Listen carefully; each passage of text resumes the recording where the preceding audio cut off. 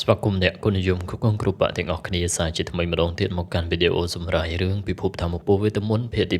283ដែលជាភាគបន្តរបស់យើងសាច់រឿងចាប់ផ្ដើមបន្ទាប់ពីសឿហៅ3នៅក្មេងស្រីម្នាក់ឡើងទៅលើរួចហើយឲ្យនាងចោះដើរព្រមទាំងប្រាប់ថានៅក្បែរខ្លួនរបស់គាត់ឡើងទៅជិតដល់កំពូលភ្នំសឿហៅក៏បានឈប់បន្តិចនៅខាងលើមានមនុស្សជាច្រើនបានមកជួបជុំទៅហើយក្នុងចំណោមនោះគឺជាឈីមឹងហុងស្ថិតនៅក្នុងអាណាចក្រកាត់ផ្ដាច់ខ្លួនឯងព្រមទាំងជាអ្នកបន្តវេនរបស់ស្ដេចក្រហមសឿហៅឡើងទៅបន្តពួកគេឃើញហើយក៏បាននិយាយថាគឺជាហួងតែគេមករកស្លាប់មែនដែរទេព្រមទាំងដឹងទៀតថាសឿហៅទៅបានសម្លាប់គុណប្រសារបស់ពូជពងស្ដេចក្រហមនោះទេអ្នកដែលទៅដឹងចឹងឈីមឹងហុងមើលទៅគេដែលកំពុងតែអង្គុយធ្វើរឹកលួយអស់ចាស់តែសឿហៅសម្បីតែមើលគេបន្តិចក៏មិនខ្ចីមើលផងទាសកលឆ្កែរបស់គេនិយាយទៀតឲ្យថាលោកម្ចាស់ទៅបានស៊ីនៅក្មេងពី3នាក់តែឯងបែរជាមង្គលក្រុមអន្តរាយបែបនេះឲ្យសឿហៅចង់ខ្លួនឯងរួចហើយទទួលការស្លាប់ទៅកំពុងរងចាំការដាក់ទោសពីកុសសម្ព័ន្ធអធិរាជមែនដែរទេសឿហៅតបទៅកាន់គេមនុស្សបានកើតមកពីម៉ែមនុស្សបិសាចកើតចេញមកពីម្ដាយដែលជាបិសាចលឺនៅសម្ដីនោះអបិនឹងក៏ចាប់ផ្ដើមស្លើសឿហៅនិយាយបន្ថែមក៏ប៉ុន្តែឯងគឺពិតជាពិសេសខ្លាំងណាស់ឆោផុតមេឃបែបនេះគឺច្បាស់ជាកើតមកពីពោះម្ដាយពាក់កណ្ដាលបិសាចហើយក្រោយពីលឿនចឹងឈីមឹងហុងថាគួរចាប់អរស់យើងគឺតែងតែចង់សម្លាប់ឯងតែសភាវៈកំពូលនៃគ្រួសាររាជវង្សបានខាត់គេឥឡូវនេះគេមាននៅហេតុផលដ៏ល្អឥតខ្ចោះហើយគ្មានអ្នកណាម្នាក់អាចបញ្ឈប់យើងពីការសងសឹកឲ្យគ្រួសាររាជវង្សដាច់ខាតសៀហៅតបទៅកាន់គេឯងលយហើយព្រោះតែដើម្បីសម្លាប់យើងមើលនៅគុណប្រសារបស់ខ្លួនឯងងាប់ដោយមិនជួយសង្គ្រោះគេគឺពិតជាគ្មានមេត្តាខ្លាំងណាស់ឈីមឹងហុងនិយាយហើយក៏ដោយសារតែគេមិនអាចរស់ទប់ទល់ជាមួយនឹងសៀហៅបាន10ស្នៀតផងសម្រាប់បែបនេះបែរជាហ៊ានរៀបការចូលក្នុងពូជពងស្ដេចក្រហមគេមិនសាកសមនោះឡើយលើដូច្នេះហើយសឿហៅប្រាប់គេថាយើងមករកឯងបើទោះបីជាឯងមិនមករកយើងក៏ដោយការដែលយកពូជពងមនុស្សធ្វើជាអាហារឈាមស្មើទៅនឹងសត្រូវសួរពូជរបស់ពួកយើងបញ្ចេញនៅចំហាយធម្មពលរបស់គាត់ឈីមឹងហុងក៏បានបញ្ចេញនៅធម្មពលរបស់គេដូចគ្នាដែរឃើញពួកគេទាំងពីរអ្នកធ្វើការត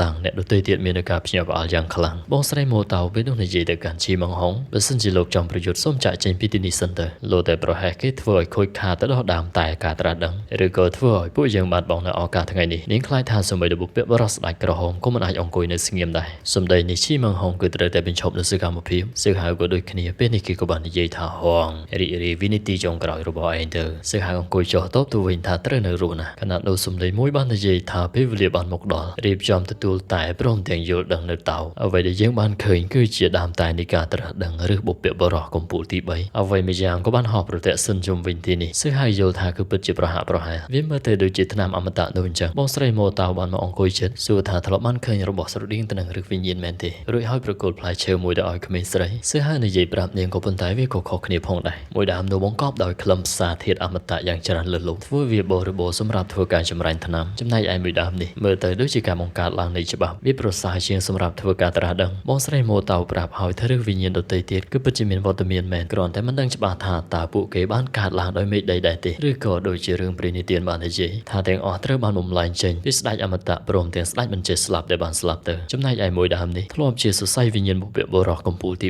3ហើយហេតុផលដែលសឿហៅបាននិយាយវាគឺគ្រាន់តែស័ក្តិសមដើម្បីធ្វើការត្រាស់ដឹងវាបានបំបែកចេញជាពីរដើមតែត្រាស់ដឹងបច្ចុប្បន្នមានឫសវិញ្ញាណតែពាក់កណ្ដាលប៉ុណ្ណោះលើដូច្នោះសឿហៅសួរបញ្ជាក់ឲ្យពាក់កណ្ដាលមែនដែរទេបើសិនជាវាគឺជារុក្ខជាតិវិញ្ញាណពេញលេញក៏ប្រហែលជាការបង្ការរបស់ឋានសួគ៌ពិតប្រាកដហើយក្រោយមកក៏ស្រាប់ទៅលឺមនុស្សនិយាយថាស្លឹក3000ដែលត្រូវទៅនឹងតៅកម្ពុជាទាំង3000ការប្រមូលផលដ៏ធំមហាសាលនេះរាប់ពាន់ឆ្នាំទើបជួបប្រទេសម្ដងដូច្នេះឆ្នាំនេះគឺច្បាស់ជាទទួលបានផលពិសេសពួកគេក៏មិនដឹងថាគឺជាប្រផ្នូលបែបណាដំណើរគ្នានោះយើងបានឃើញតែចាប់ផ្ដើមមានការប្រែប្រួលបញ្ចេញនៅស្លឹកពន្លឺជាច្រើនស្លឹកដទៃទៀតបន្តប្រទះសិនជុំវិញចុះឡើងធ្វើឲ្យដើមឈើមើលទៅកាន់តែមាននៅអានុភាពរួចហើយស្លឹកខ្លះដែលបានធ្លាក់ចុះមកខាងក្រោមវាបានពង្រីកនៅរនាំងអមតៈធ្វើការឡោមព័ទ្ធជុំវិញបរិវេណនៃដើមឈើបន្ទាប់មកពេលតែជាច្រើនក៏បានផុសឡើងសម្លេងនោះនិយាយឲ្យថាពីខាងក្រៅរនាំងមនុស្សម្នាក់គឺអាចយកបានមួយសន្លឹកផឹកវារួចហើយស្វែងរកនៅការត្រាស់ដឹងមានតែបែបនេះនោះទេទើបអាចទទួលបានបន្ថែមទៀតវគ្គដំបូងនៃការជួបជុំតែព្រមទាំងការត្រាស់ដឹងចាប់ផ្ដើមឬដូច្នេះម្នាក់ប្រើប្រាស់នៅធម្មពលរបស់ពួកគេដើម្បីធ្វើការយកនៅពេលតែនោះគ្រប់គ្នាកំពុងប្រញាប់ប្រញាល់សឹកហៅមើលទៅធម្មតារួចហើយក៏បានក្រោកឈរក្រោយគេពេលនេះដល់វគ្គបងស្រីម៉ូតៅប្រើប្រាស់នៅស្នៀតដ៏ស្រស់ស្អាតរបស់នាងហោះឡើងទៅបង្កើតនៅច្រកផ្លូវមួយទទួលបានពេលតែលឿនមែនទែនឈីមឹងហុងឯនេះវិញក៏ចាប់ផ្ដើមលើកនៅដៃរបស់គេបញ្ចេញនៅធម្មពលដ៏សម្បើមមួយរួចហើយធ្វើការទម្លាស់នៅរនាំងដំណើរគ្នានោះអ្នកដទៃទៀតក៏ទទួលបានជោគជ័យពេលតែហោះចូលមកក្នុងដៃម្នាក់ពិតជារីករាយមែនទែនឈីមឹងហុងក៏ជាម្នាក់ក្នុងចំណោមនោះដែរតែនេះគេមិនបានផឹកនោះទេក៏ប៉ុន្តែយកមកងូតស្រោចស្រពនៅលើរាងកាយអ្នកដទៃទៀតក៏មិនខុសគ្នានោះដែរសឹកហើយនេះវិញក៏ចាប់ផ្ដើមបញ្ចេញនៅយុទ្ធសាស្ត្ររបស់គាត់ធ្វើការវាយប្រហារបញ្ចេញនៅចំហាយកំណាចដៃដកាចមួយក៏បានលោកទៅចាប់ពេញតែចំពោះសឿហៅដូចជាគ្មានអ្វីពិបាកតទៅសោះក្រោយពីឃើញដូច្នោះកូនចៅរបស់ឈីមីងហុងក៏លេងល្បែងប្រើប្រាស់នៅធម្មពលទៅចាត់ការប៉ះអ្នកណាបានប៉ះសឹកហៅគឺដឹងតែស្ពៃហើយ ក្រោយមកពេលតែនេះក៏បានចូលមកក្នុងដែរយេស៊ីក៏ឆ្កែម្នាក់ទៀតសួរឲ្យអីមានយ៉ាងម៉េចទៅបែរជារំខានដល់ការជួបជុំតែផងគឺពិតជាប្រហើនខ្លាំងណាស់ប្រហើនពេលយ៉យសឺហៅក៏បាននិយាយឲ្យឈីមងហុងមើលឆ្កែរបាញ់ឲ្យបានល្អទៅតែគេនៅតែឆ្លើយភើយដាក់សឺហៅដូច្នេះឲ្យមិនត្រូវការចោទចាប្រើប្រាស់នៅធម្មពលរបស់គាត់វីប្រហាឈីមងហុងហឹកហាក់ណាស់ហ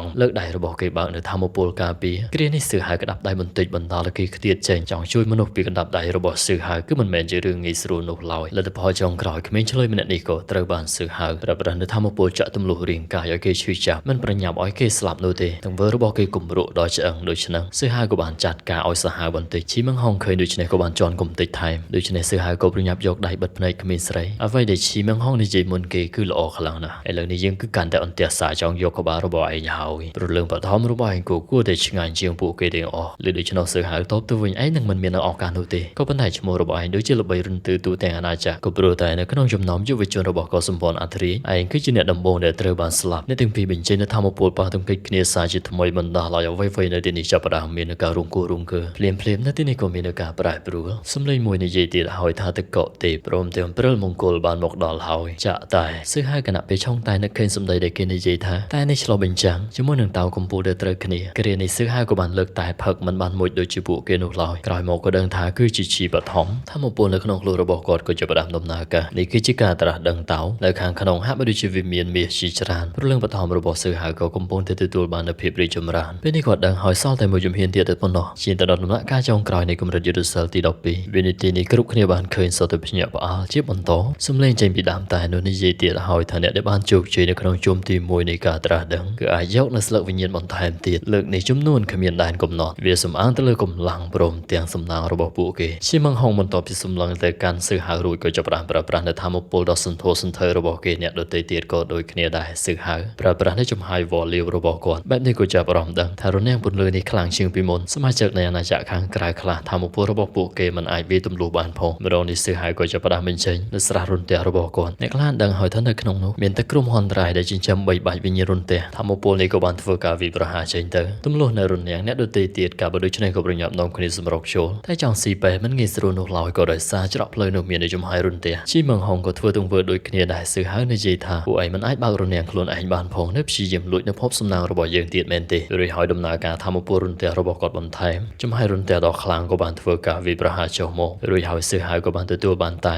គាត់គិតថាបើទោះបីជាគ្មានដែនកំណត់ចំពោះចំនួននៃស្លឹកមែនក៏ប៉ុន្តែវិន័យនៃការបើករនាំងពន្លឺម្ដងអនុញ្ញាតឲ្យយកបានត្រឹមតែមួយសន្លឹកប៉ុណ្ណោះបើសិនជាចង់បានច្រើនជាងនេះចាំបាច់ត្រូវតែវិប្រហាទៅកាន់រនាំងពន្លឺគ្រប់ពេលដឹងហើយថានេះគឺជាការសាកល្បងក៏ប្រហែលជានិមិត្តសញ្ញាការពារលើវេទិកានេះត្រូវបានរៀបចំដោយសភាវៈអមតៈដើម្បីធ្វើជាការសាកល្បងម្ដងនេះសឺហៅប្រើប្រាស់ធម្មពលរន្ទះរឹតតែខ្លាំងរួចហើយទទួលបាននៅពេញតែមួយទៀតគាត់ក៏បានគិតអាចដែរទេថាប្រើប្រាស់ស្នៀតដដែលប្រឆាំងទៅនឹងរនាំងប្រសិទ្ធភាពរបស់វាគឺកាន់តែតិចទៅអ្នកដទៃទៀតក៏បានប្រើប្រាស់នៅធម្មពលបន្តទទួលបាននៅពេញតែម្នាក់មួយឈីមងហុងក៏ដូចគ្នាដែររួមទាំងចែស្អាតរបស់ម៉ូតៅម្នាក់នេះទទួលបានហើយសប្បាយចិត្តខ្លាំងណាស់ក៏ដោយសារតែគ្រប់គ្នាសិតតែបញ្ចេញកម្លាំងត្រឡប់ទៅវិញនឹងប្រគល់រង្វាន់ឲ្យពួកគេជាទីគាប់ចិត្តដោយឡែកក្លេទៅកាន់សឺហៅហោះឡើងទៅខាងលើប្រើប្រាស់នៅធម្មពលរបស់គាត់ដណ្ដើមយកនៅពេញតែចេញពីដៃរបស់ពួកគេទាំងអស់បើទោះបីជាមិនចង់ក៏ប៉ុន្តែពួកគេមិនអាចការពារបាននោះឡើយក្រោយពីប្រើប្រាស់ធម្មពលប្រម៉ែប្រមូលរួចហើយសឺហៅចុះមកវិញគេខឹងខ្លាំងណាស់ថាហួងឯងកំពុងធ្វើស្អីនោះឯងគ្រាន់តែជាមនុស្សជាន់ទាបមកពីឋានសួគ៌ទាំង9ឯងកំពុងតែគិតថាមានសភាវៈអមតៈជាក្នុងមកឯងអាចធ្វើអ្វីបានតាមចិត្តមែនដែរទេបងស្រីម៉ូតៅបានត្រឹមតែសម្លឹងមើលចំណែកឯសឺហៅប្រាប់ទៅកាន់ពួកគេវិញក៏សង្ឃឹមថាពួកគេបន្តជ្រៀតជ្រែកគាត់បែបនេះនៅពេលដែរព្រោះចូលមកជាមួយនឹងផលប្រយោជន៍ប្រភេទនេះខ្ញុំរីករាយនឹងប្រមូលយកវាទាំងអស់ដូច្នោះគេនិយាយឲ្យឯងម្នាក់ឯងចង់ប្លន់ពួកយើងមែនដែរទេសឺហៅមិនខ្វល់ជាមួយគេនិយាយទៅកាន់ឈីមងហុងពួកឯងដែលបានលួចរារាំងយើងគណៈពេលបេះមុននេះឯងក៏នៅក្នុងចំណោមពួកគេដែរឥឡូវនេះប្រញាប់សងភ្លាមមកដោយសារគេមិនព្រមសឺហៅក៏ចាប់ផ្ដើមប្រើប្រាស់នៅធម្មពលរបស់គាត់ឈីមងហុងមូម៉ៅហើយហួងឯងហ៊ានមែនដែរទេប្រើប្រាស់នៅយុទ្ធសាស្ត្ររបស់គេទៅរងម្ដងនេះមើលទៅគេនៅតែមិនមែនជាដៃគូរបស់សឺហៅបន្តិចក្រោយមកសឺហៅប្រើប្រាស់នៅកម្លាំងបន្ថែមទៀតបណ្ដាលឲ្យគេខ្ទាតស្រែកពោពេញទៅដោយក្តីឈឺចាប់សូម្បីតែអ្នកដែលនៅជុំវិញក៏ត្រូវប៉ាងសឺហៅនៅទីបំផុតក៏ទទួលបានពេញចុងក្រោយដោយមិនមកអងយូរជើងរបស់គាត់ក៏បានលោតទៅជន់មើលទៅកាន់ជើងមួយនេះរហ័សខ្លាំងណាស់សំណាងដែលឈីមងហុងគេកិច្ចតន់តែផុតជើងទី1ជើងទី2ក៏ត្រូវបានខ្ទាតសឺហៅនិយាយថាបើសិនជាឯងចង់វាយគ្នាអញ្ចឹងវាយទៅព្រោះថាយើងចង់សំពងក្បាលរបស់យូរណាស់ហើយក្រោយពីលើដូច្នេះឈីមងហុងទ្រាំមិនបាននោះទេសម្រុកចូលប្រើប្រាស់នៅកណ្ដាប់ដៃរបស់គេសឺហៅត្រៀមប្រើប្រាស់នៅយុទ្ធសាស្ត្ររបស់គាត់ត្រឡប់ទៅវិញអ្នកទាំងពីរក៏ចាប់ផ្ដើមផ្លាស់ប្ដូរនៅកណ្ដាប់ដៃព្រមទាំងរន្ទះជើងនិវត្តកន្ទុយរបស់សឺហៅយើងក៏ត្រូវបានគេកិច្ចផុតរួចហើយប្រើប្រាស់នៅកណ្ដាប